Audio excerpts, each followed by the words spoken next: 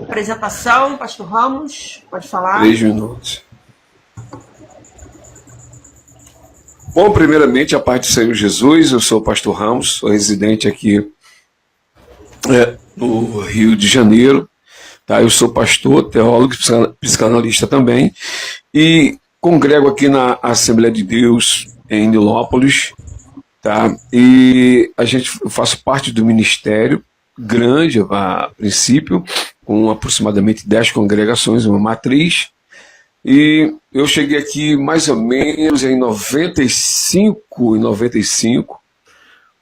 Eu estava num outro estado e o Senhor ele usou um vaso. Eu sempre gostei de estar nas consagrações, e o Senhor usou um vaso e falou para mim: olha, Deus vai te levar para uma terra distante para você pregar a palavra dele, né? Deus vai te levar para um lugar distante. Eu não sabia que lugar seria esse, e o Senhor ele me trouxe aqui, aprove a ele a me trazer aqui para o Rio de Janeiro, e eu vim para cá. Cheguei aqui mais ou menos em 95, né, e estou aqui até hoje. Pretendia voltar, já houve pretensão minha várias vezes de voltar lá na minha terra para poder matar saudade, aquela coisa toda, mas sem possibilidade de voltar até então, né? Estou aguardando o Senhor, e eu tenho eu estou com o propósito de abrir um ministério próprio. Eu sou pastor auxiliar lá onde eu congrego.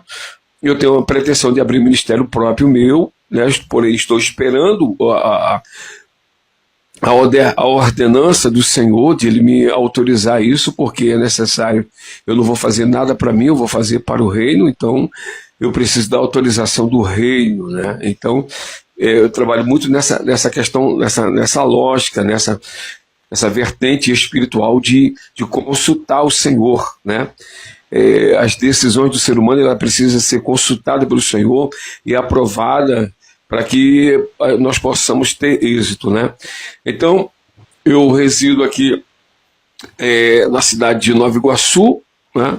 Sou cristão há mais de 30 anos, entende? E há mais ou menos há uns 15 anos que eu sou pastor, né? Fui consagrado por uma roda de pastores, eram 12, mas teve um que faltou, aí ficou 11, eu fui consagrado pelos 11, sobre imposição de mãos, e é isso aí.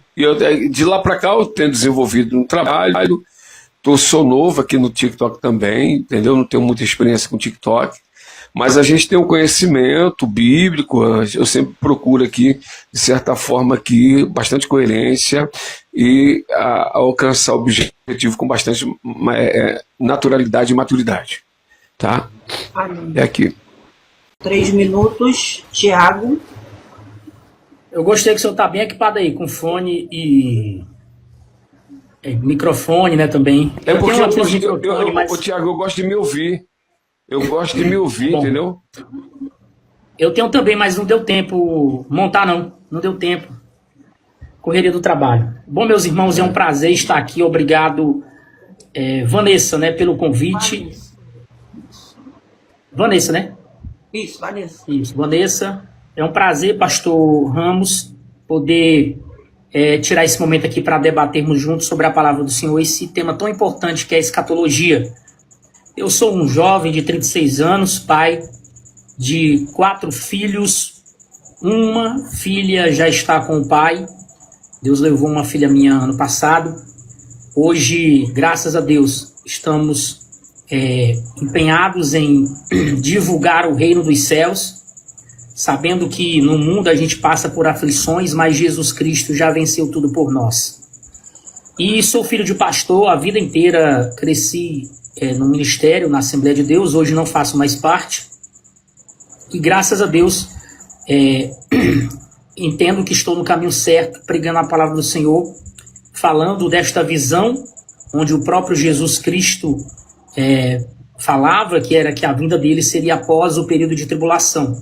E eu vou aqui defender que a igreja vai passar pelo período de tribulação e que nós, no final de tudo, seremos vitoriosos. Então, essas são as minhas considerações finais, e que todos que estão nessa live possam ser edificados e saiam daqui mais confiantes, entendendo que todos nós, se estivermos vivos até o período de tribulação, que eu acredito que será em breve, ou morreremos nela, ou seremos presos.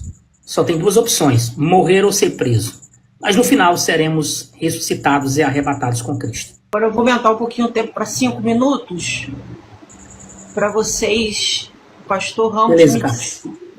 falar para mim por que o senhor é pré-tribulacionista, qual a base assim, inicial do senhor referente a essa linha teológica.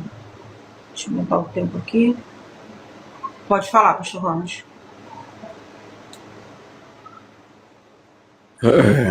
Eu falei considerações finais, mas são iniciais, eu peço perdão. Tá tudo bem, não deixa gente, passar tá nada, né? Você, né, Jana? Ela não deixa, não. Não deixa não. Pode falar. Não, eu tô querendo abrir a câmera aqui e tá. Acho que não O tá. pastor Ramos tem um estúdio completo lá na casa dele. Ó, É isso. parece uma rádio Bom, aí. Oi? É Parece uma podcast, rádio aí. podcast. Ah, é podcast. Eu tenho assim, uma ligeira tentação para abrir uma rádio uma rádio web, né? Mas futuramente, quem sabe, né? Bom, eu quero trazer um texto aqui em 1 Tessalonicenses, provavelmente o Tiago já deve ter ouvido falar sobre isso, 16 e o 17, que vai dizer o seguinte, diz assim: porque o mesmo Senhor descerá do céu com alarido e com voz de arcanjo e com a trombeta de Deus, e os que morrem em Cristo ressuscitarão primeiro. Depois, nós, os que ficarmos vivos, seremos arrebatados juntamente com eles nas nuvens a encontrar o Senhor nos ares, e assim estaremos sempre com o Senhor, né? E aí ele vai dizer, o 18 diz: portanto, consolai-vos uns aos outros com estas palavras. Bom, eu sou pré-tribulacionista, por quê? Por que eu sou pré-tribulacionista? Porque a igreja, ela não vai passar pela grande tribulação, entendeu? Ela não vai passar pela grande tribulação. O termo central aqui é arrebatados, entende? Que este verbo, ele tem uma palavra grega aqui, que é rapazo, que significa, o verbo não significa uma transição suave, mas é um encontro para descer imediatamente, entende?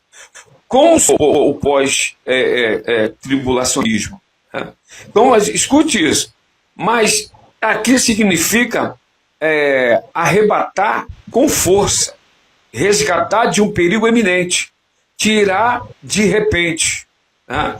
É uma remoção violenta e divina da igreja antes do colapso global, ou melhor, global, entende? Então, eu sou pré-tribulacionista porque eu não acredito. Eu estava vendo o Tiago falando aí a respeito que Jesus já reina. Não, ele reina desde a fundação dos séculos. Desde a fundação dos séculos, ele reina, entende?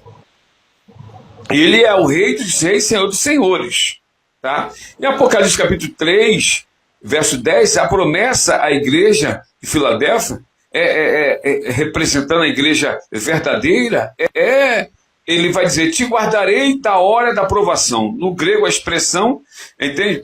Ela significa literalmente guardar para fora, guardar para fora. Então, eu acredito o seguinte, que ninguém, pelo menos pelo que eu entendo aqui, tá? Eu posso estar errado aqui, mas a gente vai, de certa forma aqui, destrinchar essa vertente. Mas eu, a princípio, não só eu, mas o contexto geral da Assembleia de Deus no Brasil e a conversão CGADB, todos os pastores em geral, eles são pré-tribulacionistas. Entende? Eu não sei de onde vocês tiraram esse negócio de pós-tribulacionista, porque Não houve manifestação do anticristo ainda. Existem um ainda que o resiste, né? E esse quem o resiste é quem? É o Espírito Santo, que ainda está no corpo da igreja. Então, depois que a igreja for arrebatada, aí sim vai entrar esse período de 7 anos, tá? Que faz uma referência às 70 semanas de Daniel. Então, eu acredito o seguinte: nós não vivemos no pós-tribulacionismo, nós vivemos ainda no pré-tribulacionismo.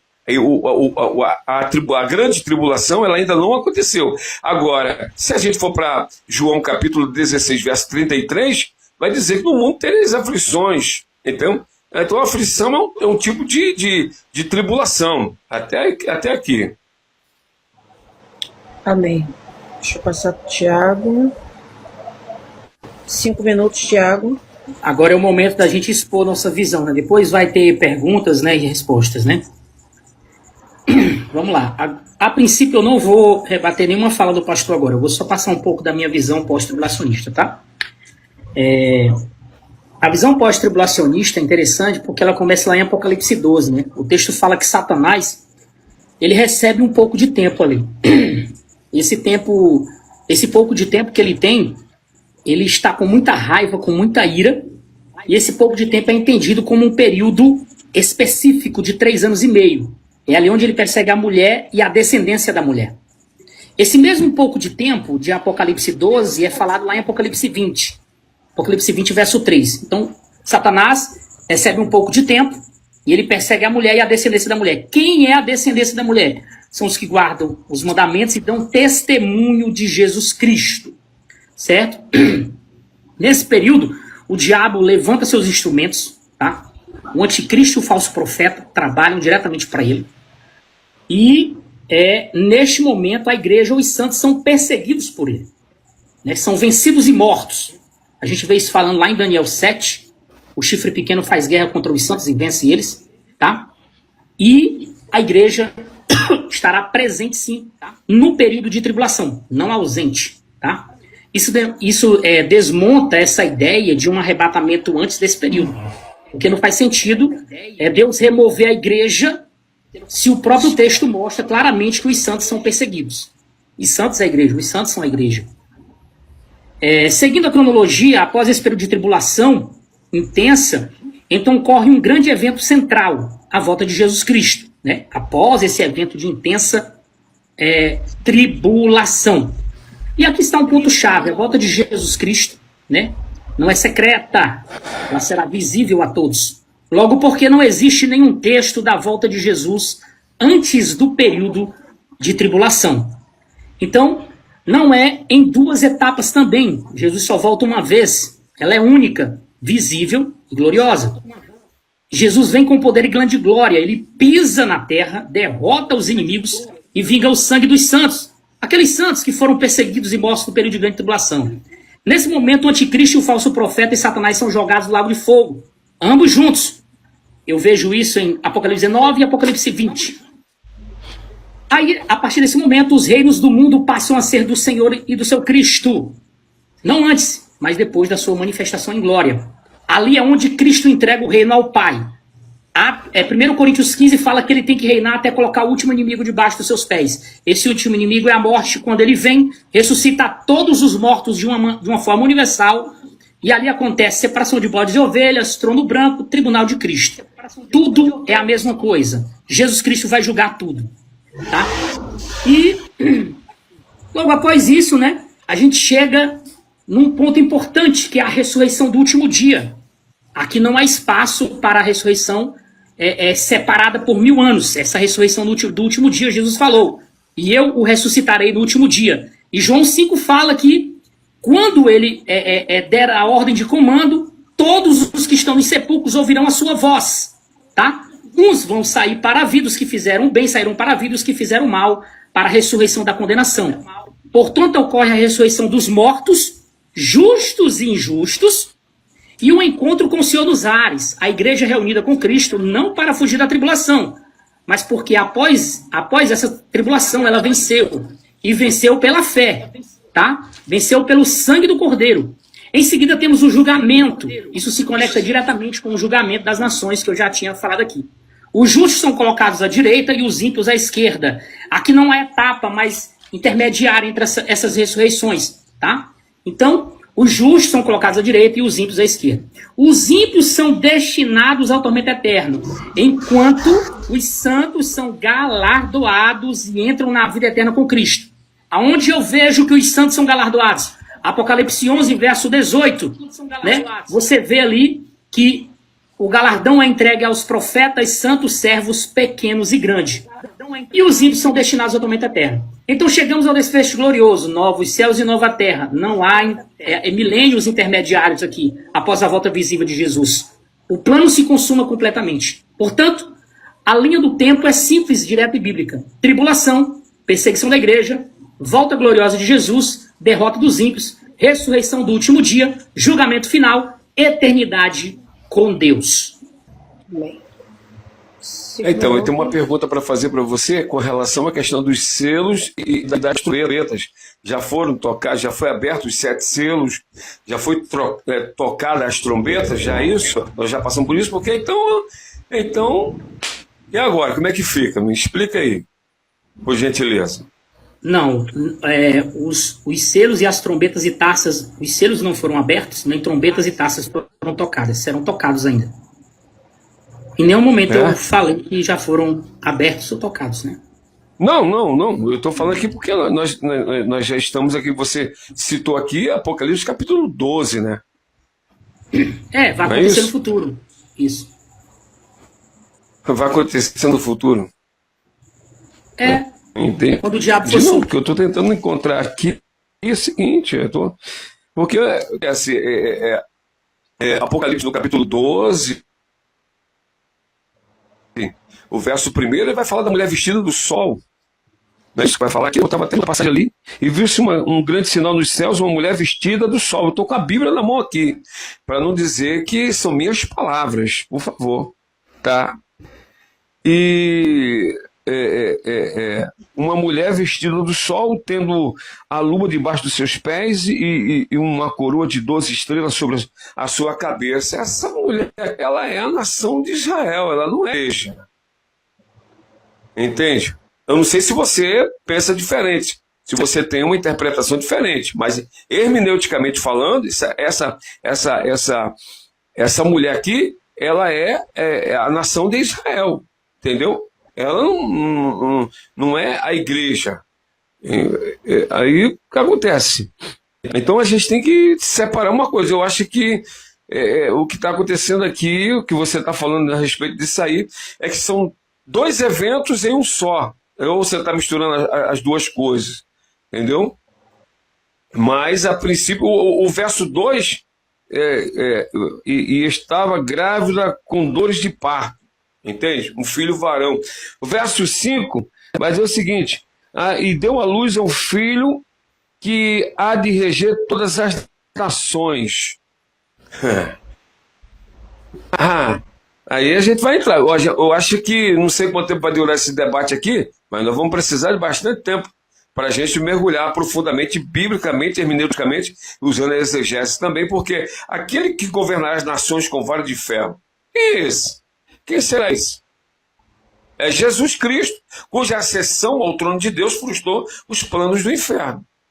Não tem outro. E Jesus nasceu aonde? Foi na Babilônia? Não. Foi na Síria? Não. Jesus nasceu em Israel. Então aqui, hermeneuticamente falando aqui, no versículo 1, essa mulher aqui, ela não é a igreja, ela é a nação de Israel, onde o cordeiro que tira o pecado do mundo nasceu. Pelo menos eu vejo dessa forma aqui, entendeu? Pelo menos que a hermenêutica me diz, me mostra, né? Então, e vem a questão do grande dragão, do dragão vermelho, entendeu?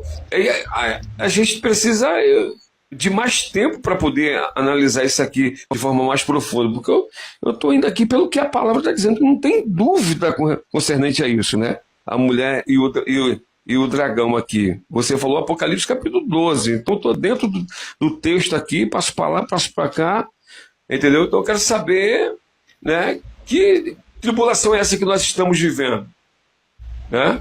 Cadê as manifestações dos selos, das trombetas, porque eles deveriam ter acontecido já. Antes de chegar aqui no 12, vai acontecer a abertura dos selos, dos 7 selos, o toque das 7 trombetas, ou não, ou eu estou enganado. Entende? Então, eu gostaria que, se você pudesse falar um pouco mais a respeito de Apocalipse capítulo 12, eu agradeceria para você, entendeu? Para mim poder me centralizar aqui. Qual é a sua pergunta, pastor? Que ainda está no seu tempo ainda. O que o senhor não entendeu da fala de Apocalipse 12? Não. Oi, tá fechado o microfone dele. Qual foi a parte de Apocalipse 12 que o senhor não entendeu? O senhor pode me perguntar, que eu vou lhe dizer agora. Não, exatamente o que você falou, porque eu sou contra totalmente, contrário, tudo aquilo que praticamente quase 90% do que você falou com relação à questão do Apocalipse capítulo 12. Entende? Eu, particularmente, eu não vejo dessa forma aqui. Pelo menos o que a minha Bíblia me mostra aqui, né, não é que essa mulher aqui que está grávida aqui, ela é a igreja, ela é a nação de Israel, onde nasceu o Cordeiro, onde o Messias, o prometido, o Rei dos Reis, Senhor do Senhor, nasceu. Entendeu? Vamos lá. Apocalipse 12 mostra um cenário muito importante. Satanás ganha um pouco de tempo. Se você ler Apocalipse 12, verso 12, você vai ver: por isso alegrai-vos, ó céu, e a vós que neles habitais, ai dos que habitam na terra e no mar, porque o diabo desceu a vós, e tem grande ira, sabendo que já tem pouco tempo. Satanás aqui tem pouco tempo. Então, se ele tem pouco tempo, o que ele faz durante esse pouco tempo? Esse pouco tempo, aqui fala quanto tempo é. Aí o verso 14 diz o seguinte: e foram dadas à mulher asas como grande águia para que voasse ao deserto, e é sustentada por um tempo, metade de um tempo. Desculpa, quem é essa mulher para você? Israel. Sim. Agora eu pergunto para você, esse evento aí que você está falando, ele é antes ou depois do toque das trombetas? Por favor. Claro que isso aqui é antes, pastor. É porque o Apocalipse é cíclico. Eu estou aqui no capítulo 12, mas ele está falando de algo que já foi falado anteriormente. Eu não vejo o Apocalipse de forma cronológica. Como o senhor é pré-tribulacionista, o senhor vê de forma cronológica. Eu queria que o senhor desse agora um pouquinho de tempo só para me poder desenvolver o Apocalipse 12 melhor, porque ali eu só fiz um resumo naquela minha primeira fala inicial. Então, Satanás, ele persegue a mulher por 3 anos e meio. Tempos e metade de um tempo. Satanás, ele opera junto com o anticristo e o falso profeta.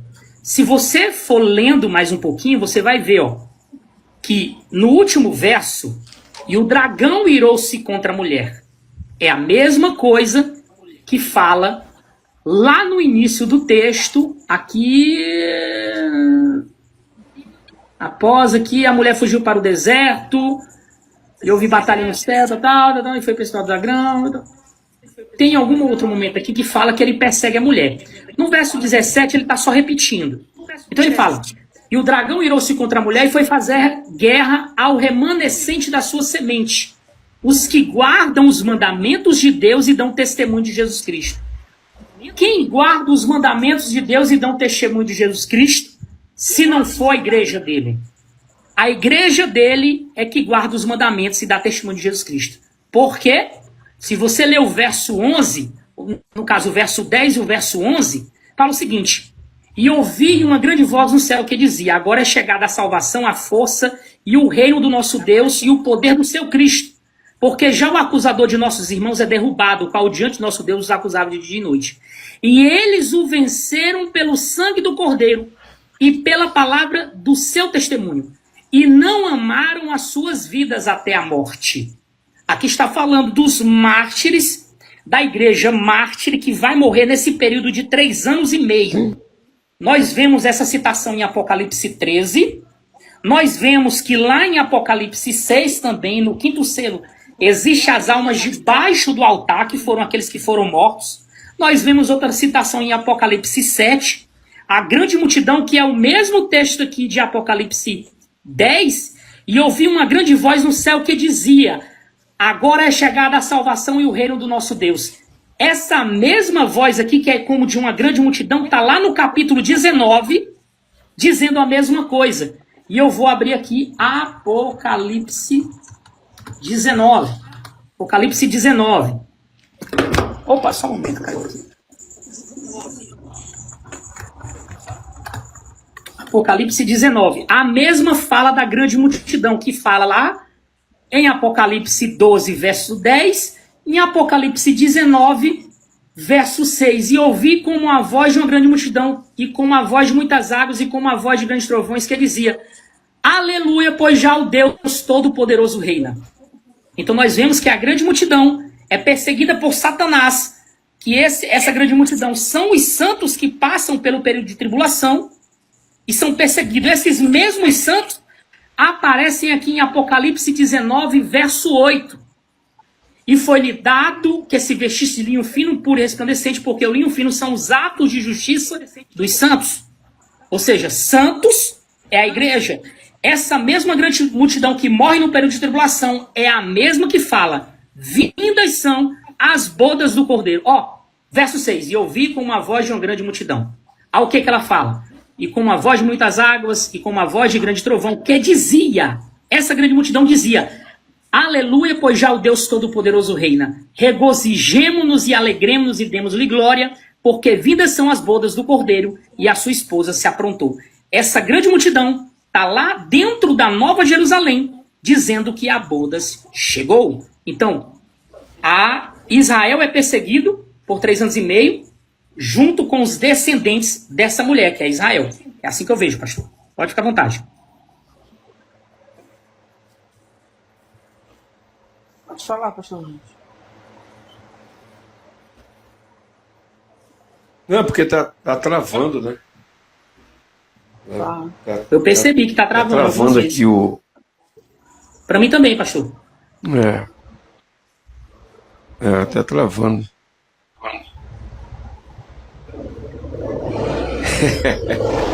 Estão fazendo uma pergunta aqui. Mas o que acontece é o seguinte, olha só. O Apocalipse 19, fazendo um resumo aqui rápido aqui, Apocalipse 19, não sei se está travando aí para vocês, se não está, mas o Apocalipse 19, fazendo um resumo aqui, parou? Não, mas aqui para mim está travado. Entendeu? Para mim aqui tá bom.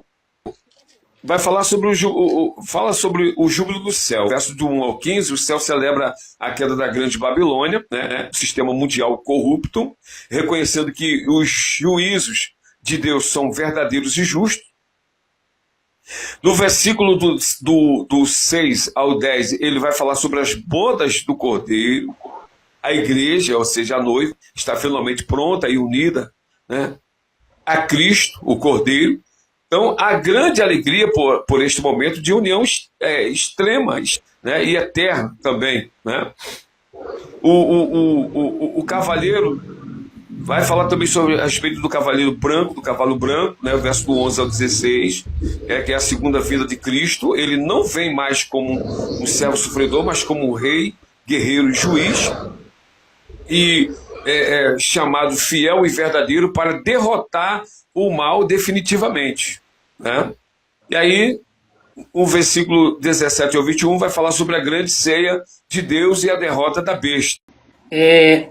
Apocalipse 12 mostra um cenário muito importante. Satanás ganha um pouco de tempo. Se você ler Apocalipse 12, verso 12, você vai ver: por isso alegrai-vos, ó céu, e a vós que neles habitais, ai dos que habitam na terra e no mar, porque o diabo desceu a vós, e tem grande ira, sabendo que já tem pouco tempo. Satanás aqui tem pouco tempo. Então, se ele tem pouco tempo, o que ele faz durante esse pouco tempo? Esse pouco tempo, aqui fala quanto tempo é. Aí o verso 14 diz o seguinte: e foram dadas à mulher asas como grande águia para que voasse ao deserto, e é sustentada por um tempo, metade de um tempo. Desculpa, quem é essa mulher para você? Israel. Sim. Agora eu pergunto para você, esse evento aí que você está falando, ele é antes ou depois do toque das trombetas? Por favor. Claro que isso aqui é antes, pastor. É porque o Apocalipse é cíclico.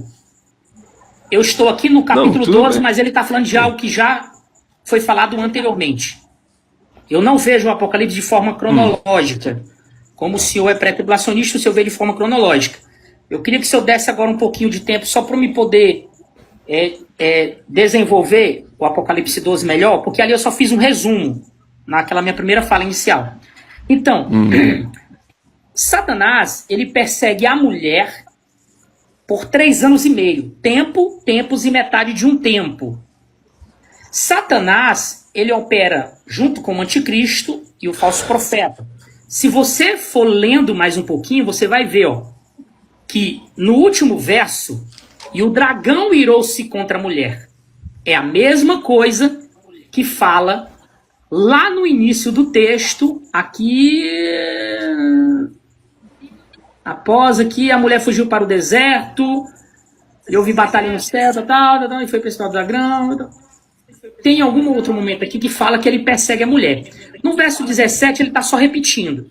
Então ele fala: e o dragão irou-se contra a mulher e foi fazer guerra ao remanescente da sua semente, os que guardam os mandamentos de Deus e dão testemunho de Jesus Cristo. Quem guarda os mandamentos de Deus e dão testemunho de Jesus Cristo, se não for a igreja dele? A igreja dele é que guarda os mandamentos e dá testemunho de Jesus Cristo. Por quê?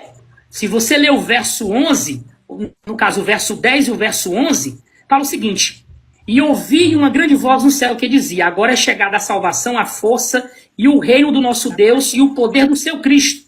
Porque já o acusador de nossos irmãos é derrubado, o qual diante de nosso Deus os acusava de dia e noite. E eles o venceram pelo sangue do Cordeiro e pela palavra do seu testemunho. E não amaram as suas vidas até a morte. Aqui está falando dos mártires, da igreja mártir, que vai morrer nesse período de 3 anos e meio. Nós vemos essa citação em Apocalipse 13. Nós vemos que lá em Apocalipse 6 também, no 5º selo, existem as almas debaixo do altar, que foram aqueles que foram mortos. Nós vemos outra citação em Apocalipse 7, a grande multidão, que é o mesmo texto aqui de Apocalipse 10, e ouvi uma grande voz no céu que dizia: agora é chegada a salvação e o reino do nosso Deus. Essa mesma voz aqui, que é como de uma grande multidão, está lá no capítulo 19, dizendo a mesma coisa. E eu vou abrir aqui Apocalipse 19.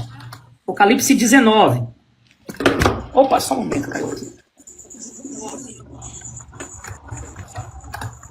Apocalipse 19. A mesma fala da grande multidão que fala lá em Apocalipse 12, verso 10, em Apocalipse 19, verso 6. E ouvi como a voz de uma grande multidão, e como a voz de muitas águas, e como a voz de grandes trovões, que dizia: aleluia, pois já o Deus Todo-Poderoso reina.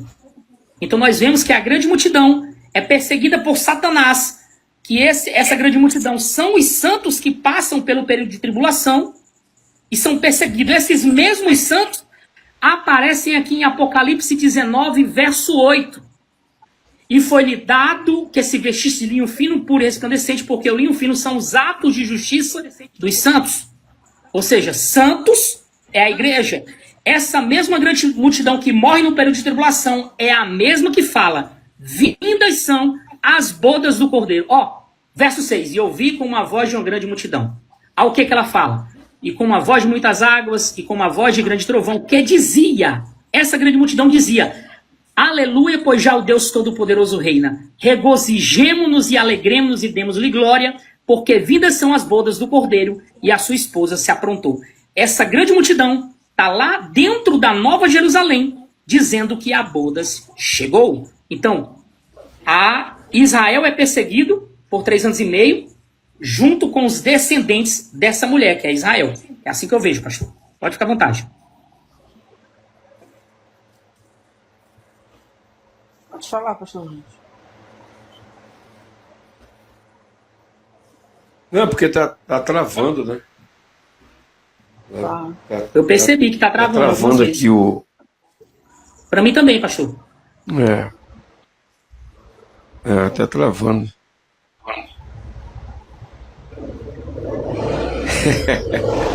Estão fazendo uma pergunta aqui. Mas o que é que tá travando?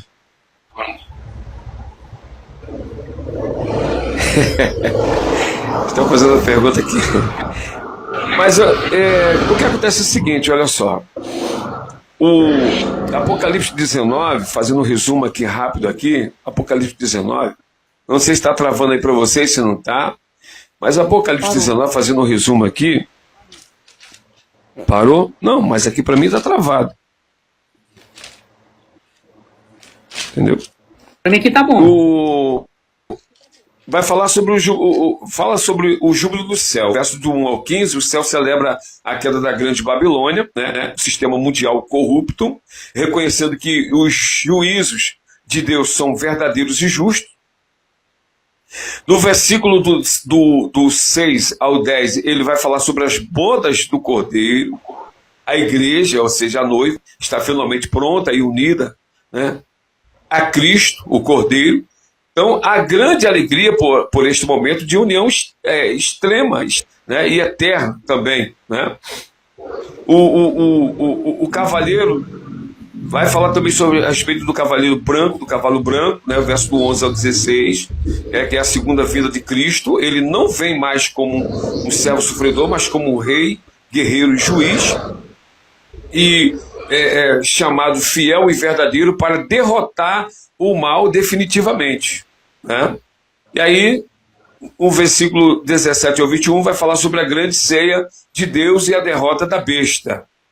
Né? No entanto, o que me leva aqui, nós temos um problema aqui, né? O pessoal está comentando aqui embaixo aqui.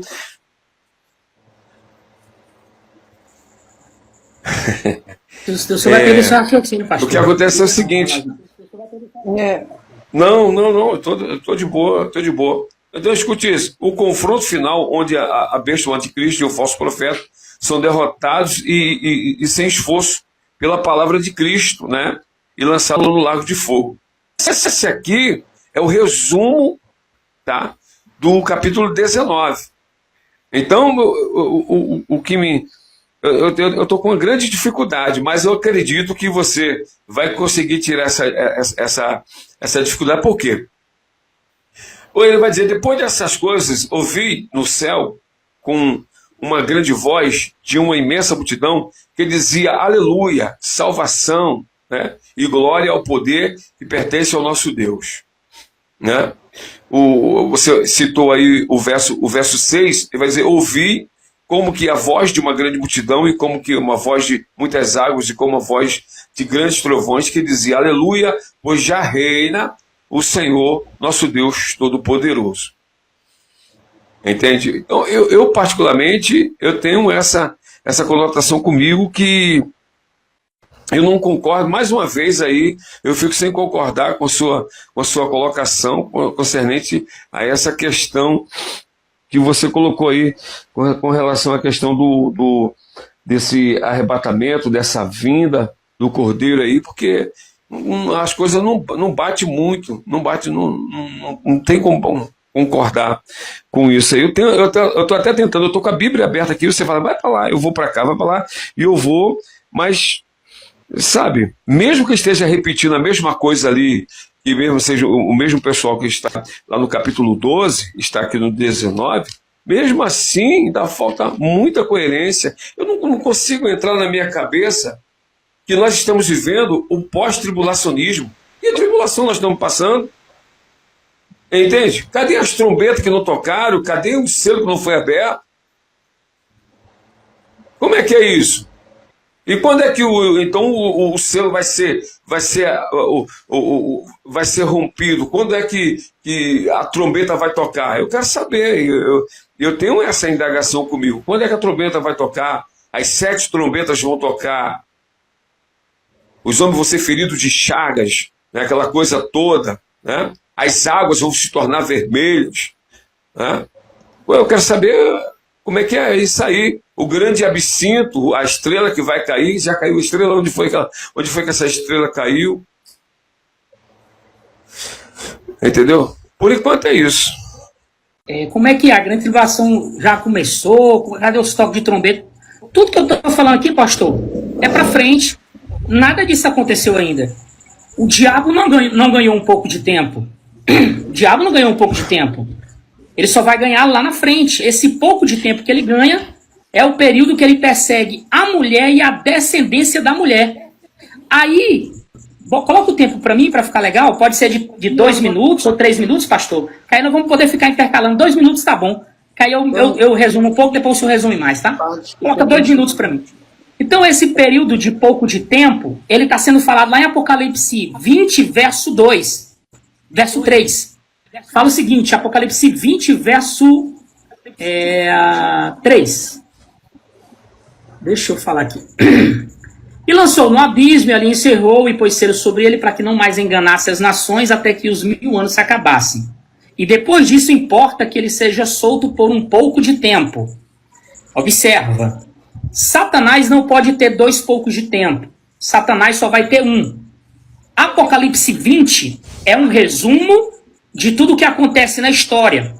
Dentro de Apocalipse 20, a gente vê fragmentos de Apocalipse 11, Apocalipse 12, Apocalipse 16 e Apocalipse 19. Dentro do cronograma de Apocalipse 20. Então, Satanás recebe um pouco de tempo. E lá em Apocalipse 16, ele está junto com o falso profeta e a besta, reunindo os reis da terra para batalhar contra o cordeiro. Então, esse período de tribulação, a igreja está destinada a passar por ele. Por que eu digo isso? Porque em Daniel capítulo 8, versos 9 e 10, e eu vou colocar aqui, Daniel capítulo 8, versos 9 e 10, nós vemos o exército do céu sendo perseguido por 2.300 tardes e manhãs, que representam 3 anos e meio.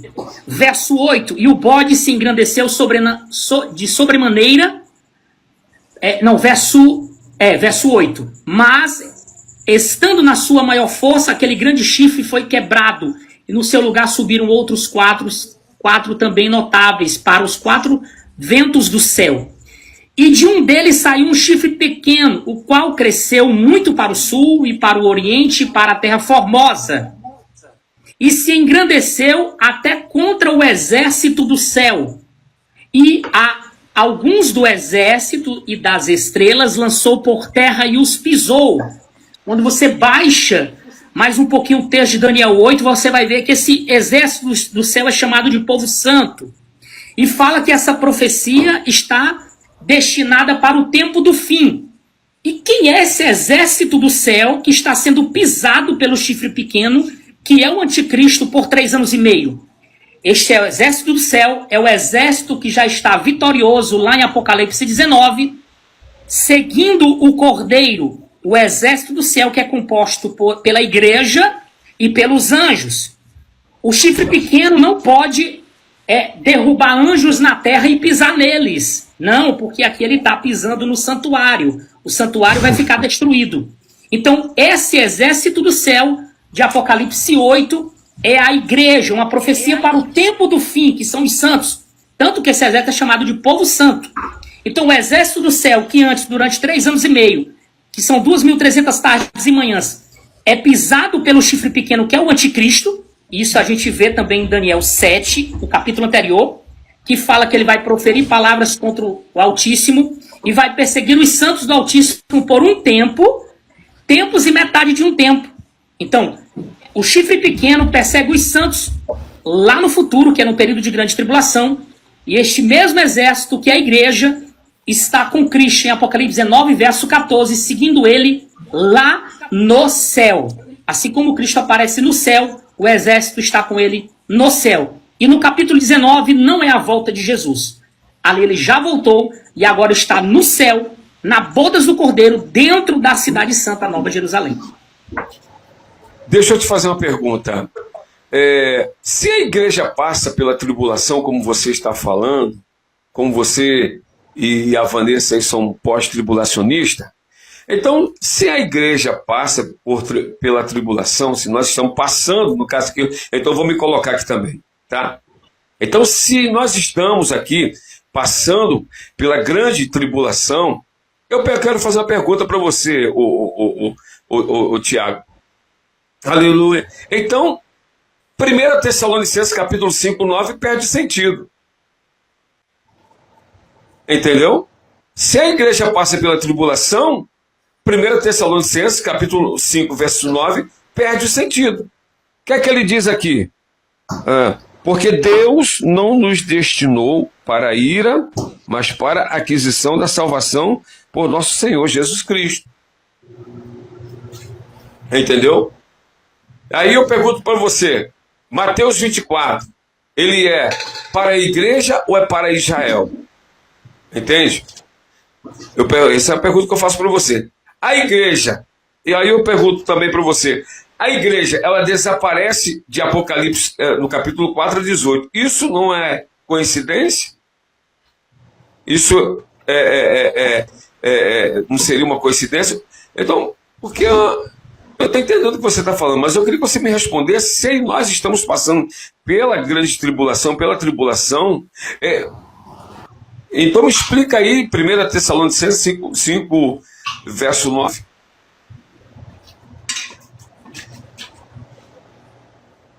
Não, pode ir, Tiago. Deixa eu só confirmar aqui. Me explica, eu quero gente, não é para subir ninguém, não. Sobe não. Vamos lá. Quem é Valdeci? Gente, é debate, tá? Não é para subir ninguém, não. 1 Tessalonicenses 5,9, né? 5,9, eu estou aqui com a Bíblia aberta aqui, ó. Pronto, deixa eu lhe fazer uma pergunta. Valdeci, quando terminar o debate, eu subo todo mundo, não, tá? Deixa só eles terminarem. Você vai me responder com a contra-pergunta, é isso? Só respondendo aqui o rapaz, eu não afirmei que a mulher é a igreja, né, pastor? Não falei isso. Eu falei que a igreja são os descendentes da mulher, os que guardam os mandamentos e a fé em Jesus Cristo, viu? Só para você não entender errado, Playboy. Pastor, eu vou lhe fazer uma pergunta sobre 1 Tessalonicenses 5,9. Né? O texto fala o seguinte: porque não vos destinei para a ira, mas para a aquisição da salvação. Existe a palavra tribulação aí nesse texto? Não, a palavra que está aqui é ira. A palavra ira é a mesma palavra tribulação no grego? Não. A questão, eu estou fazendo a pergunta para você é o seguinte: se a igreja passa pela tribulação, então qual é o sentido de 1 Tessalonicenses 5,9? É porque 1 Tessalonicenses 5,9 não fala de tribulação. 1 Tessalonicenses 5,9 não fala de tribulação. Fala da ira de Deus. A igreja não passa pela ira de Deus. Mas... Ó a sua pergunta. Tiago, se a igreja passa pela grande tribulação, qual o sentido de 1 Tessalonicenses 5,9? Aí o senhor está usando um texto que não fala de tribulação, mas que fala da ira de Deus sobre os ímpios. E a ira de Deus vai descer aonde? Sobre os ímpios. E a igreja não é ímpio. Então não faz nenhum sentido. Calma aí. Deixa eu terminar de responder a sua pergunta. Então não faz nenhum sentido o senhor usar 1 Tessalonicenses 5,9 para rebater que a igreja não passará pela tribulação. Logo porque em 1 Tessalonicenses 5,9 não tem a palavra tríplices, que é tribulação, mas tem a palavra ira, que é uma palavra totalmente diferente de tribulação. O senhor tem que usar um texto que diga assim, parecido com esse. Aí o senhor tem que usar um texto que prove realmente que a igreja não passa pela tribulação. Porque aqui eu já provei que os santos de Apocalipse são a igreja. Porque esses santos estão lá em Apocalipse 19:8. Aí aqui o senhor falou mais uma. O senhor disse que do capítulo 4 ao 18 a igreja não está. Aí eu pergunto para o senhor, no capítulo 19, tem a palavra igreja lá? Olha só, o Tiago, olha só. Mas aí a tribulação não é a ira de Deus sobre a impiedade? Não é? Quer dizer que tribulação é uma coisa, a ira é outra. É isso? Isso. E qual é o fundamento que você usa para isso? Pronto, vamos lá. Primeira coisa, já começa na diferença das palavras. Tribulação vem do... Se o senhor for Não, eu tô te ouvindo, eu tô te ouvindo. Vamos lá. Entendeu? Tribulação vem de uma palavra no latim chamada tríbulo. O que era o tríbulo? Era um pedaço de madeira que você separava a palha do trigo, ou seja, significa sofrimento. Tribulação é sofrimento, tá? Então, existe uma grande diferença de tribulação para a ira de Deus. Observe, se eu disser que tribulação é a ira de Deus, o que vai acontecer? As pessoas que estão sendo perseguidas e mortas hoje estão sofrendo a ira de Deus. E como pode essas pessoas que estão sendo perseguidas e mortas por causa do nome de Jesus, tanto hoje como no passado, como haverá no período de tribulação, que a tribulação é a perseguição do anticristo contra a igreja. E aqui eu vou parafrasear Mateus 24, que o senhor já citou hoje. Jesus fala assim: quando, pois, virdes o abominável da desolação, do qual falou o profeta Daniel, quem lê entenda, fuja. Por que ele manda fugir? Porque esse abominável da desolação vai perseguir eles. Então, tribulação, e ele fala, é um tempo de angústia como nunca houve. Por quê? Porque o sangue dessas pessoas serão derramadas na terra. Tanto que lá em Apocalipse 6, as almas debaixo do altar estão clamando por vingança. Porque durante o período de perseguição, que é a tribulação, eles foram mortos, seu sangue foi derramado. Aí o que acontece? Eles pedem vingança e perguntam para Deus, quando o senhor vai vingar o nosso sangue? Observe que lá em Apocalipse 19, no primeiro versículo, ele fala, o que fala lá? Uma grande multidão. E eu vou ler aqui, para não ficar só nas minhas palavras, Apocalipse 19, o primeiro versículo. E depois dessas coisas, ouvi no céu uma grande voz de uma grande multidão que dizia, aleluia, a salvação e a glória e a honra e o poder pertencem ao nosso Deus, porque verdadeiros e justos são os seus juízos, pois julgou a grande prostituta que havia corrompido a terra com a sua fornicação, e das mãos dela vingou o sangue dos seus servos. Então, tribulação, perseguição do anticristo. Ira de Deus é a vingança dele em cima do anticristo e em cima dos infiéis que mataram as pessoas na terra, no caso, a igreja. O arrebatamento para você, ele é antes ou depois? Pastor Rob, é no último dia, após a tribulação. Bom, não foi? Gabaritado? É após a tribulação? É após a tribulação? Pastor, o arrebatamento ele é no último dia. Jesus fala assim, quem crê em mim tem a vida eterna, e eu o ressuscitarei no último dia. O último dia não pode ser antes da grande tribulação, porque aí já não é mais o último dia. Se o último dia for antes da grande tribulação, nem tribulação vai ter. Não vai ter anticristo, não vai ter batalha do Armagedon, não vai ter Jesus voltando. Entendeu? Então o último dia é o dia do arrebatamento. Deixa eu fazer essa pergunta. Da ressurreição dos mortos, viu? O dia que os ímpios serão julgados também. Tá. Se o arrebatamento ele é pós, quem entra no milênio e corpo natural? O milênio é agora. Após a volta de Jesus, é eternidade.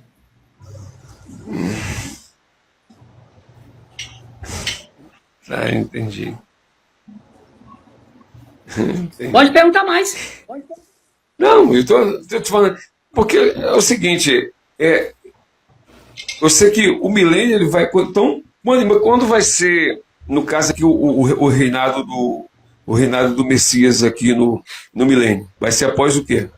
Jesus está reinando agora. Quando ele morre na cruz, ele vence. Ele está reinando agora aonde?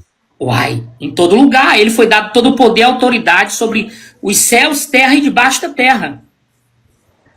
E mais, Paulo fala o seguinte, que ele nos transportou do reino das trevas para o reino do seu Filho amado.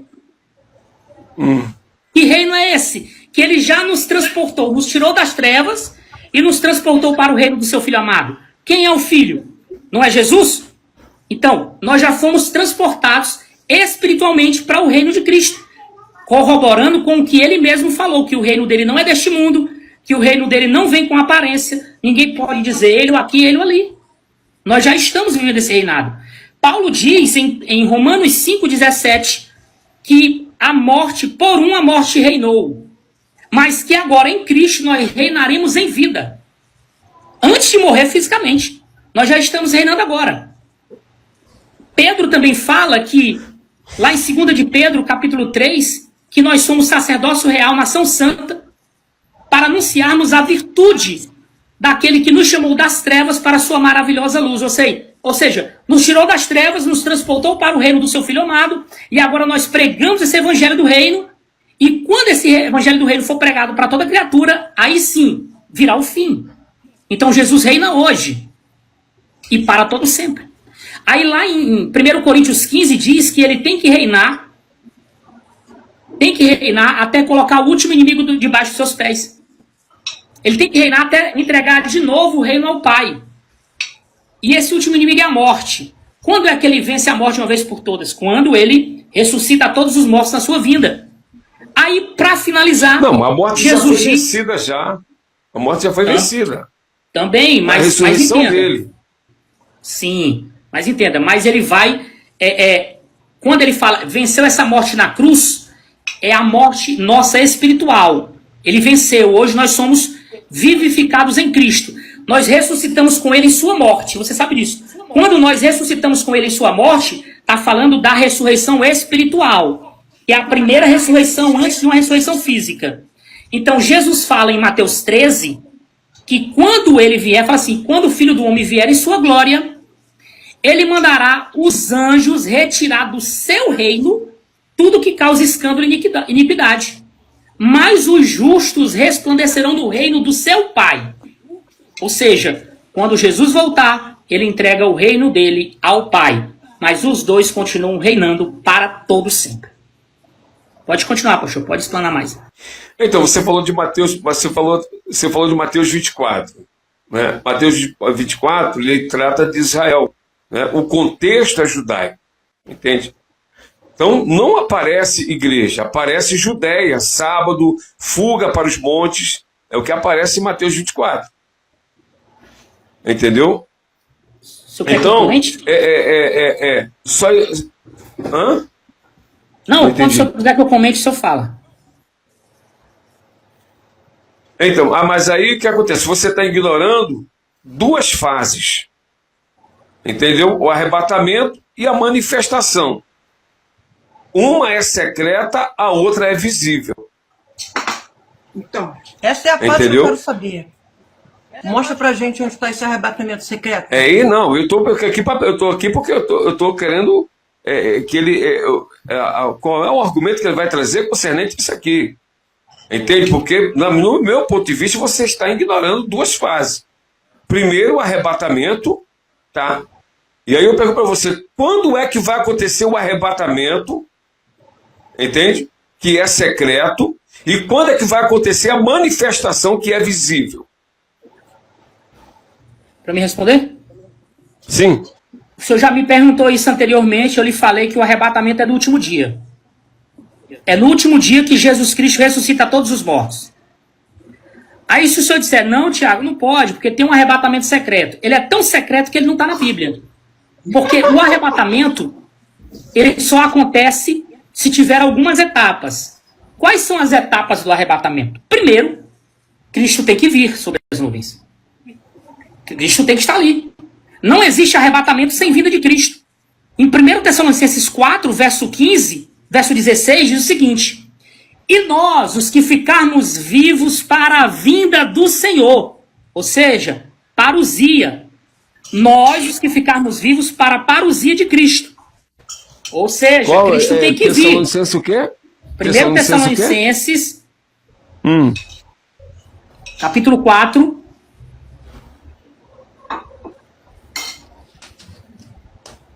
versos 16, verso 15. Verso 15.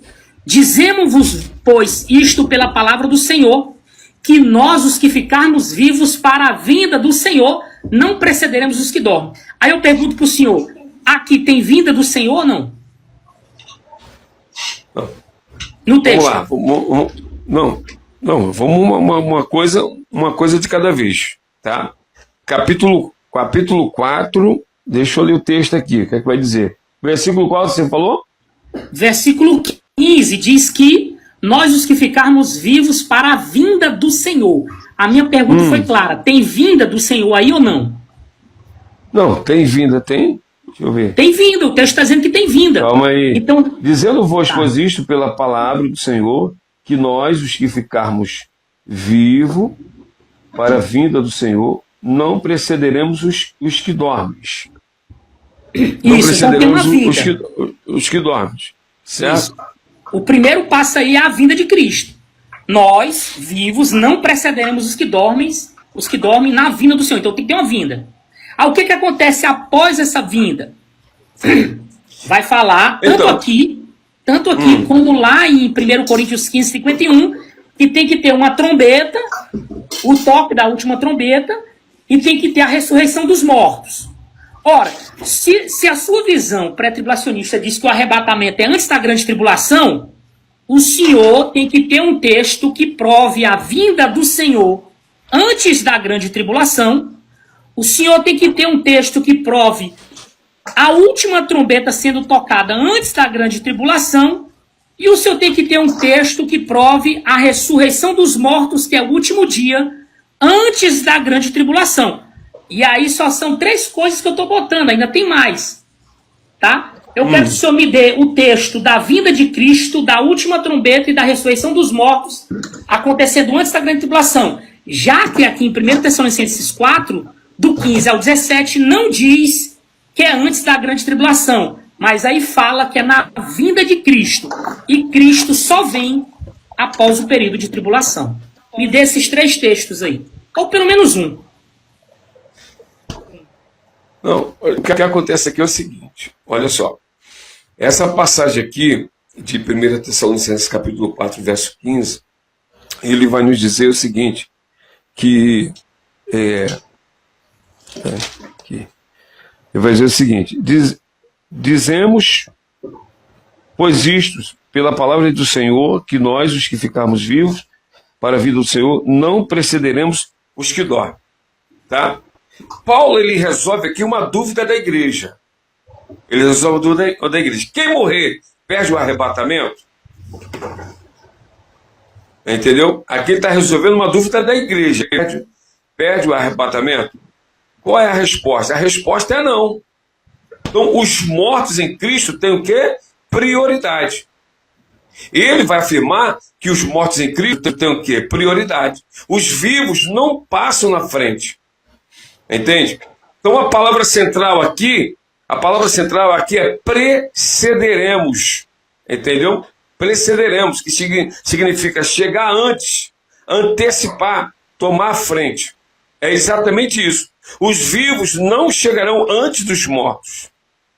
Entende? Do verso 15 ao 17, mostram sequências do 15 ao 17. Mortos em Cristo ressuscitam primeiro, tá?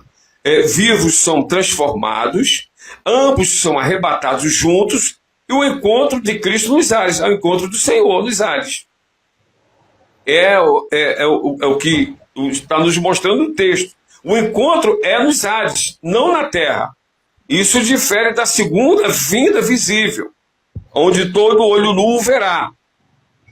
Ok? Aqui não há juízo, aqui só há reunião. Então, o texto, ele descreve o juízo, melhor dizendo, o texto, ele não descreve o juízo, ele descreve o encontro. Então, e encontro não é descida à terra. Isso aqui é encontro, não é descida. Entendeu? Então, a questão toda é a seguinte, eu quero saber aqui de você o seguinte, você me mostra no texto onde fala de tribulação. Né? É simples isso aqui. Tá? E também você, se você pode me responder, onde Cristo pisa na terra? Onde há o juízo aqui? Entendeu? Então, senão, você está adicionando ao texto o que ele não diz. Simplesmente assim. Então, você precisa me dar... É interessante isso, é interessante. Mas eu quero, até então, eu quero que você me diga aí, mostre no texto onde fala de tribulação, mostre onde Cristo pisa na terra, e também mostre onde há juízo aqui. Entendeu? Sou eu agora? Vamos lá, pastor. Eu falei que Sim. o arrebatamento tem algumas etapas. Primeiro, Cristo tem que vir nas nuvens, depois os mortos têm que ressuscitar, tem que tocar uma trombeta. E eu falei para o senhor que aí, em 1 Tessalonicenses 4, não diz que é antes da grande tribulação. Aí fala que essa ressurreição de mortos e essa trombeta tocando é na vinda de Cristo. Aí eu pedi o texto para o senhor da vinda de Jesus antes da grande tribulação, o senhor não deu, talvez o senhor vai me dar. O texto da última trombeta tocando antes da grande tribulação, o senhor não me deu, talvez o senhor vai me dar, depois da minha fala. E o texto da ressurreição dos mortos, já que os vivos não pode preceder os que dormem. Então o senhor tem que ter um texto da ressurreição dos mortos antes da grande tribulação. Eu tenho os textos, esses 3 textos após a tribulação. Eu tenho. Então é o seguinte, já que o senhor não me deu esses textos aí, eu vou esperar para daqui um tempinho o senhor me dar. Eu vou lhe fazer uma pergunta simples, retórica, ou então não precisa ser retórica. O senhor pode me dizer sim ou não, que não vai ser nenhuma pegadinha aqui com o senhor. O texto de João 3, verso 13, diz o seguinte: ora, ninguém subiu ao céu, senão o que desceu do céu, o Filho do Homem que está no céu. A minha pergunta é clara. Quando diz que ninguém subiu ao céu, senão aquele que desceu do céu, está falando de Jesus, não está? Está falando de Jesus, não está? Parece que está travando aí. Sim, está falando. Já demorou para chegar lá. Tá Quando fala aqui. que ele desceu do céu para onde? Ué, ele desceu do céu à terra. Pronto, ele desceu do céu para a terra. O senhor lembra que o senhor me pediu aí um texto, me mostra aqui em 1 Tessalonicenses 4, Jesus pisando na terra. O senhor acabou de confirmar que a expressão, senão que desceu do céu, que é Jesus Cristo, desce para a terra, em 1 Tessalonicenses 4, versos 16, diz o seguinte: porque o mesmo Senhor descerá do céu com alarido. Ou seja, ele desce do céu para a terra com alarido. A mesma expressão aqui em João 3, que o mesmo que subiu ao céu, o mesmo que desceu do céu, é a mesma expressão em 1 Tessalonicenses 4,16, porque o mesmo Senhor descerá do céu. E aqui ele desce do céu antes de voltar para o céu, para as nuvens, e encontrar a gente lá. Porque se o senhor Você fala de João 3,16, é isso, né? Se o senhor disser que a expressão e a frase, João 3, se o senhor disser que a expressão descer do céu é ficar nas nuvens, então Jesus Cristo nunca veio à terra. Porque o mesmo que subiu é João é o mesmo que 3,16, desceu. é isso? É João João 3,16? Não, João 3,13. Não. 13, tá. Eu vou ler aqui, tá? Eu vou ler aqui. Tudo bem. João 13. Porque a gente precisa... É preciso ler. Por isso que essas coisas assim, né? Então ele vai dizer o seguinte aqui. Ainda, o negócio tá estreito pra mim. Calma aí. Todo debate que eu 3,13, faço, é isso? eu quero ficar pré, mas eu fico mais pós. Ora, ninguém subiu ao céu, senão o que desceu do céu, o Filho do Homem que está no céu. Entende? Esse aqui, gente, ele é um versículo profundo. Ele é um versículo profundo. Entendeu? Onde Jesus fala sobre a sua própria origem e autoridade divina durante a sua famosa conversa com Nicodemos. Eu acho que todo mundo conhece a passagem, entendeu? Então ele vai dizer, ninguém jamais subiu ao céu, a não ser aquele que veio do céu, o homem. Essa é uma versão, e até na versão NVI. Né? Jesus está explicando a Nicodemos aqui como funciona o reino de Deus. Essa é a conotação geral. Entendeu? E a respeito do novo nascimento, nascer das águas do Espírito. Nicodemos tem dificuldade em compreender essas coisas espirituais. No versículo 12, Jesus diz, se vos falei de coisas espirituais, né? De coisas se vos falei de coisas terrestres e não creste, como crereis se vos falar de coisas celestiais? Então, é exatamente aí que entra o versículo 13, servindo como um credencial de Jesus para falar sobre os assuntos do céu. Entende? Então aqui vai falar sobre o quê? A autoridade única de Jesus. Naquela época havia, como eu posso dizer para você, havia histórias e tradições sobre profetas, como Moisés ou Elias, recebendo revelações divinas e tudo mais. Jesus deixa claro que nenhum ser humano subiu ao céu para trazer os mistérios de Deus por conta própria. Apenas tem autoridade absoluta para falar do céu, porque é a sua casa. Então, só ele tem essa autoridade. Entendeu? E aqui também vai falar da pré-existência de Cristo. A frase aqui, que ele desceu do céu, afirma que a existência de Jesus não começou no nascimento terreno. Ele já existia. Nós vamos ver isso no Antigo Testamento. Ele já existia eternamente no céu com Deus antes de se encarnar. Então esse é o título que Jesus mais usava para se referir a si mesmo. O Filho do Homem. O Filho do Homem. Ele vem da profecia de Daniel, capítulo 7, verso 13 ao 14. Né? Representando uma figura celestial que recebe domínio eterno, mas que também se identifica plenamente com a humanidade. Entende? E aqui também vai falar sobre a onipresença dele, né? Nas tradições mais antigas. Versões como a Almeida Corrigida inclui a frase que está no céu, no final. Para muitos teólogos, isso aponta para a onipresença de Cristo. Mesmo estando fisicamente na terra, conversando com Nicodemos, ele sendo Deus, né? Aí é que está. Ele, sendo Deus, continuava presente no céu. Então, olha isso. Eu não sei se a sua cabeça deu um parafuso aí, deu uma coisa aí, né? Mas eu quero dizer para você o seguinte: alguns manuscritos antigos gregos não contêm essa última frase. Por isso, versões mais modernas, como a NVI, a omitem. Entendeu? Então, ele estava na terra, mas ao mesmo tempo ele estava onde?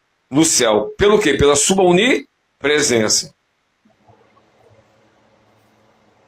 Ok? Mas ele desceu do céu ou não? Não, ele desceu do céu e habitou entre nós. Pronto. Então, se ele desceu do céu e habitou entre nós. Então, se ele desceu do céu, eu quero saber é a em que mesma período expressão. você está falando isso. Ó, se ele desceu do céu... Em que período?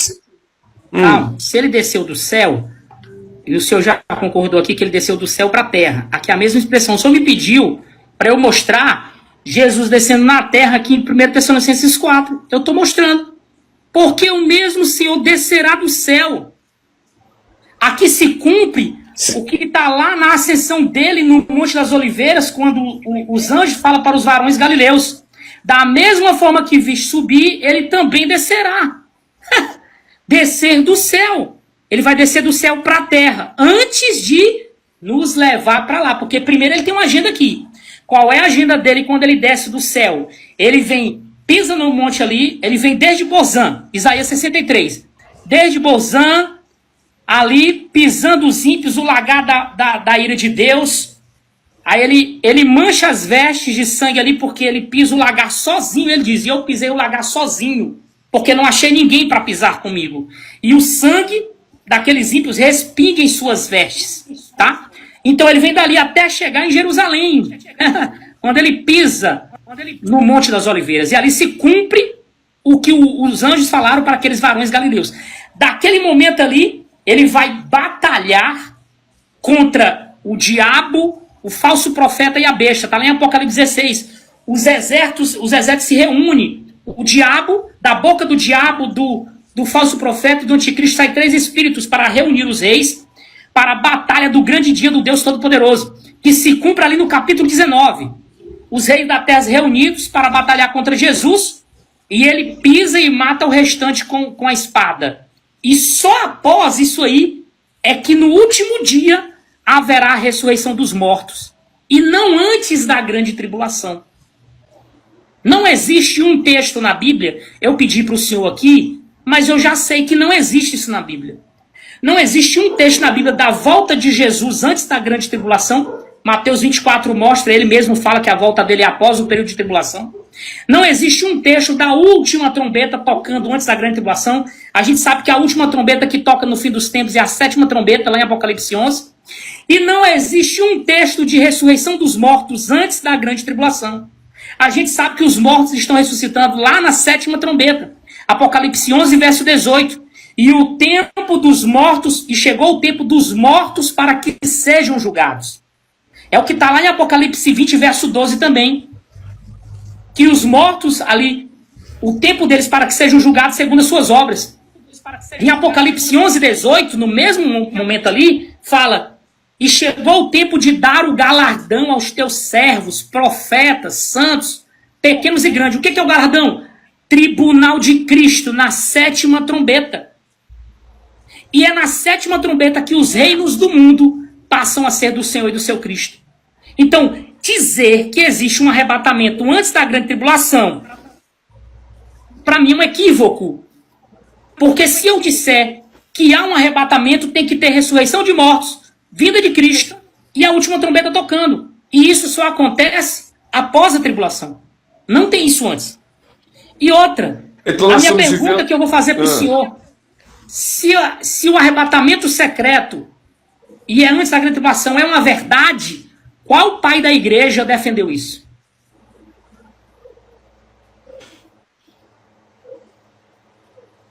Não, se o arrebatamento da igreja ele é secreto, o arrebatamento ele é secreto. Primeiro vai ver o que é que vai acontecer. O que é que nós lemos ali em Mas qual pai da igreja defendeu isso? Qual pai da igreja disse isso? Não, qual pai da igreja? Não, agora eu não sei. Eu não posso afirmar para você. Não vou ser leviano aqui e dizer que eu não sei qual foi o deles que defenderam. Nenhum pai da igreja defendeu, pastor. Nenhum na história defendeu o pré-tribulacionismo. O pré-tribulacionismo, com todo respeito, é uma doutrina nova.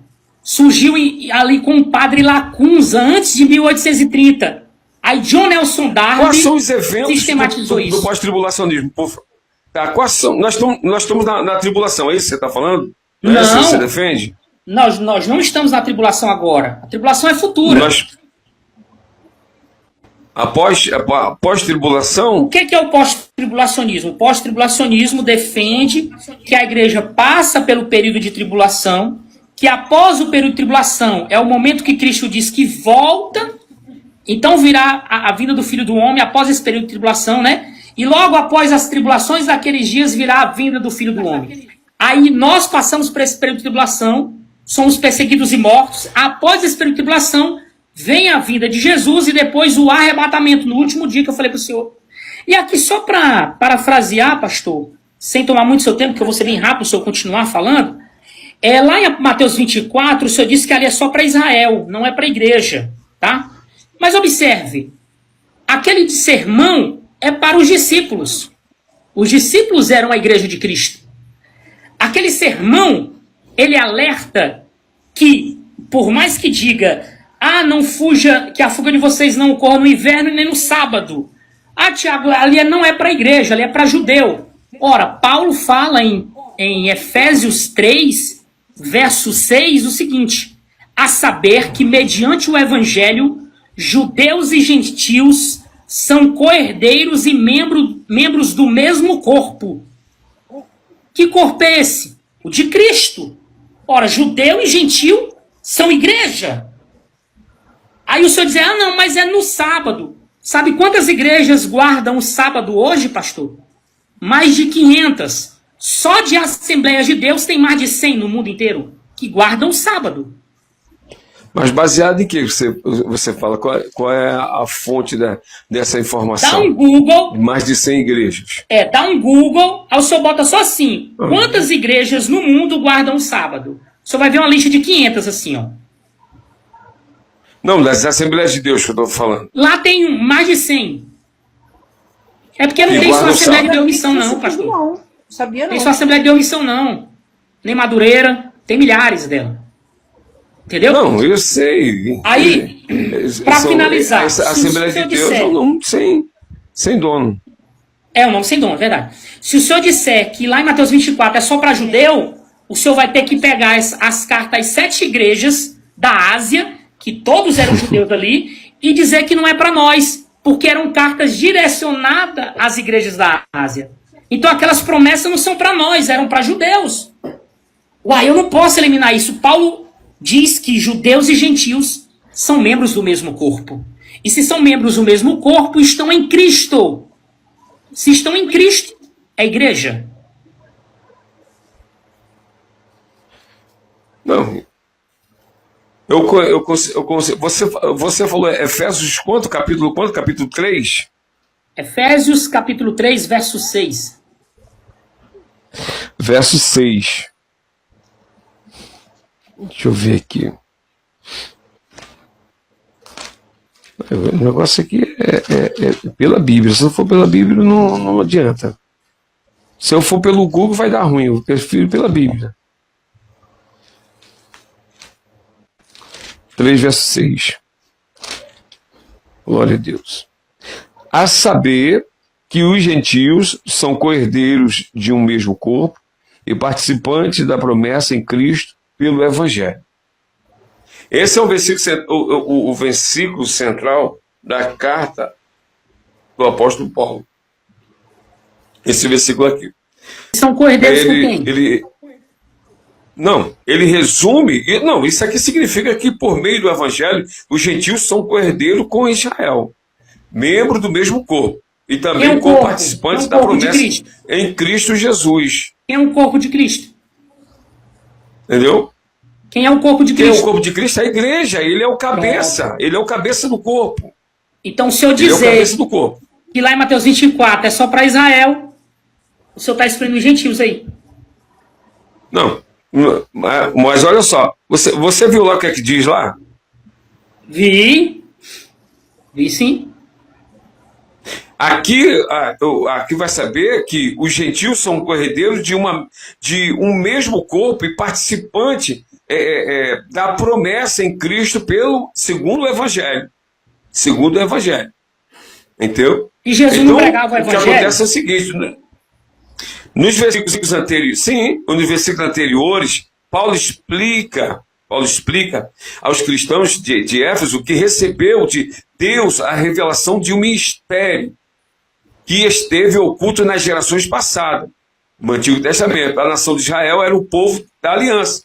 Os gentios, qualquer pessoa que não fosse judia, né, era geralmente visto como de fora das promessas diretas de Deus. O versículo 6 é o momento exato em que Paulo define qual é esse grande mistério. Agora é revelado ao mundo.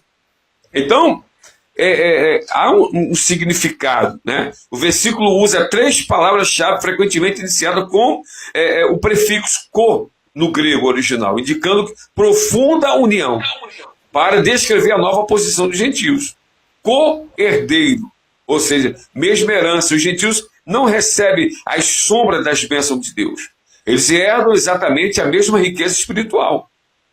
E há de dizer aqui que a riqueza aqui espiritual é relacionada ao reino de Deus. O reino de Deus e a vida eterna que foram prometidas aos crentes judeus. Em Cristo não existe filhos de segunda classe, melhor dizendo, de segunda classe. Né? E membros do mesmo corpo, isso se refere à igreja. Né? Deus não criou 2 instituições separadas, uma para judeus e outra para o resto do mundo. Ele uniu grupos que antes eram inimigos e divididos por barreiras culturais e, muitas das vezes, religiosas também. É um único organismo vivo, é o corpo de Cristo. Né? Quando ele vai dizer sobre participantes da promessa, através de Jesus e da aceitação do Evangelho, as pessoas de todas as nações do mundo passam a ter acesso à promessa feita a Abraão, de que através da sua descendência todas as famílias da terra seriam abençoadas e recebem o dom do Espírito Santo. Entende? Agora, em resumo, Efésios 3,6 é uma declaração de inclusão total, de igualdade. Então, está aqui, né? mostrar que a salvação em Jesus derrubou todos os muros de separação, unindo todas as humanidades debaixo da mesma graça. Isso é que faz a diferença. Tá, então ficou claro Certo. aqui que Israel e gentios é o mesmo povo em Cristo Jesus Cristo. Nenhum povo será de Cristo se não estiver em Não. Cristo. Tanto faz ser brasileiro, árabe, argentino, se não estiver em Cristo, Aí é não barreira povo de Deus. cultural, né? Isso, não importa a sua Barreira nacionalidade. cultural, barreira geográfica. Então, pastor, Entendeu? eu gostaria que o senhor me respondesse uma questão. Se o último dia é o dia da ressurreição dos mortos, e nesse momento Cristo ressuscita a todos, eu gostaria de perguntar para o senhor por que, na sua visão, o senhor coloca esse último dia como antes da grande tribulação? Por que o senhor coloca? Porque o senhor defende que tem uma ressurreição de mortos antes da grande tribulação, é o arrebatamento. O arrebatamento não pode acontecer sem a ressurreição dos mortos. Então, qual o texto o senhor coloca isso como uma verdade? Que texto o senhor usa para provar esse arrebatamento antes da grande tribulação? Logo usando a questão do último dia. No caso aqui, como vai acontecer o arrebatamento antes, né, da tribulação, é isso? Não é isso? Qual o texto que o senhor consegue provar esse arrebatamento antes da grande tribulação, mostrando que nesse arrebatamento, ali, tem ressurreição de mortos? Qual o texto que o senhor usa para provar uma ressurreição de mortos antes da grande tribulação?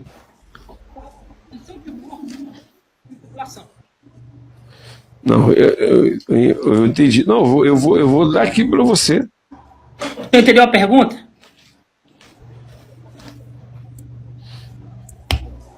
Não, eu entendi a pergunta. Qual o texto que eu vou dar para você para... E vai se cumprir na última trombeta.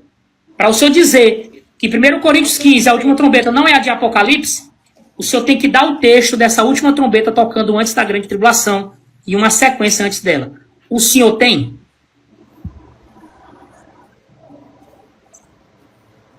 Não, eu tenho que procurar aqui, para mim ver se eu... Procure ver se o senhor acha. Você quer um texto que fale do arrebatamento da igreja antes da tribulação, não é isso? Um texto da ressurreição dos mortos. Os mortos estão ressuscitando, vai ressuscitar antes da grande Por que tribulação. você bate nessa tecla o tempo todo? Você achou um ponto... É porque o arrebatamento só pode acontecer... Pastor, foi por isso que eu me tornei pós. Eu fiz essas perguntas. Como pode a igreja ser arrebatada antes da grande tribulação, sendo que no arrebatamento os mortos vão ressuscitar? Aí eu procurei na Bíblia todinha onde tinha ressurreição de mortos, antes da grande tribulação. Incrível, eu não achei. Eu não achei, pastor. Então caiu por terra, as escamas caíram dos meus olhos. Como pode eu dizer que vai ter um arrebatamento? Que tem esse pensamento. Aliás, a Vanessa pensa a mesma coisa que você. Você é o único, você fez uma lavagem cerebral na Vanessa. Não, pastor. Não, eu tô já aqui sou pós antes de conhecer ele, eu já era pós já, foi ele não. Pastor, essa defesa realmente que o senhor está falando, ela é única, ela é minha. Eu já antes dele. Pastor, essa defesa que o senhor está falando, ela é única mesmo, ela é minha. Foi eu que criei essas perguntas e foi lendo a palavra do Senhor que eu fiz essas perguntas e encontrei as respostas. Todo mundo que já foi A minha formação é que a igreja não vai passar pela grande tribulação. Eu a minha sei. formação... A sua formação pode ter sido Essa assim, é a minha pastor. formação. E não é Mas só os minha, textos- não. É da Assembleia de Deus no Eu Brasil. sei, eu sei. Você Eu sou não filho de pode. pastor. Meu pai é da Assembleia de Deus. Ele foi a primeira pessoa que eu comecei a questionar.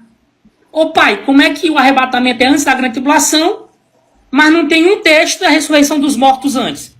Não tem um texto da última trombeta tocando antes da grande tribulação. Como eu posso sustentar isso? Então, acreditar que haverá um arrebatamento antes é uma crença, mas não é bíblica. Não é bíblico. É uma narrativa criada por um padre chamado Lacunza, e que John Nelson Darby sistematizou o dispensacionalismo e o pré-tribulacionismo. Se popularizou Então quer dizer com que a está todo Bíblia mundo Scofield. errado, só você que está certo. Não, não Ele sou eu que não, tô tem certo. muitos pós-tribulacionistas. Tem só ele Não, não. não, Tem muitos o quê? Pastor César Vocês são a Cavalcante. minoria da minoria da minoria da minoria. É ruim, Ah, tá agora o crescendo pastor cada vez ofendeu mais, aí, ó. não. Ah, pastor. O Tá senhor ofendeu crescendo os cada coisas vez agora. mais. Mas eu lhe amo, pastor, viu? E nós vamos subir junto. O senhor morrendo na grande tribulação ou ficando vivo até o final. Foi bom, Pastor, foi bom. vamos ser Meu Deus do sinceros. céu. Eu estou jogando aqui um monte de questionamento para o senhor, perguntas que o senhor precisa responder. Se o senhor não conseguir responder, não importa se o Brasil e a igreja brasileira é pré. O senhor tem que ficar com a verdade. E o texto bíblico não mente. Ponto final. Eu prefiro ficar, pastor, ó, presta atenção. Eu fiquei com a verdade. E por ficar com a verdade, eu fui praticamente expulso da Assembleia de Deus. Expulso da Assembleia de Deus. Por ser pós-tribulacionista. Entendeu? Então, ó, Jesus fala assim: logo após as tribulações daqueles dias virá a vinda do Filho do Homem. Aí vem o pré-tribulacionismo e diz: não, Jesus vai voltar antes da grande tribulação. Será se isso é bíblico? Não é? Aí Paulo diz: o arrebatamento, antes dos vivos ser transformado e ser arrebatado, os mortos têm que ressuscitar. Aí eu procuro na Bíblia, ressurreição de mortos antes da grande tribulação, não encontro. O que é mais importante? A Bíblia ou o pré-tribulacionismo, a narrativa do pré? Eu fico com a Bíblia. Entendeu, pastor? Mas respeito o seu pensamento Não, e a sua crença. eu fico com a Bíblia. Eu fico com a Bíblia, mas sendo pré-tribulacionista. Mas eu acredito que a aonde igreja na vai ser Bíblia... arrebatada antes da tribulação. Mas aonde na Bíblia diz isso? Não diz, pastor. Como é que o senhor é cristão? Ué, de Pastor. novo, lá 1 Tessalonicenses. Mas ali diz que é antes da grande tribulação? Não diz. Ali diz que é na vinda de Cristo. E quando Cristo volta? Só após a tribulação. Mateus 24.